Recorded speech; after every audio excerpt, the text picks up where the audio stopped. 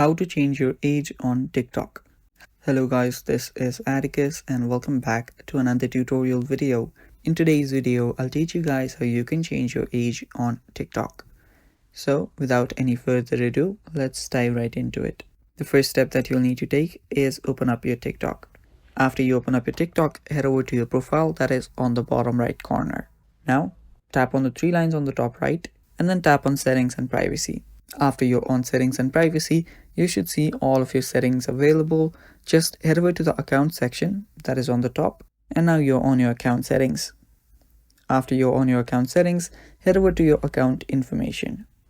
After you're on your account information, you should see your date of birth. Head over to your date of birth and you'll see your birth date. Now, as it says here, this is your age on TikTok. So tap on birth date and now you can change your age. To change your age, simply change it like this.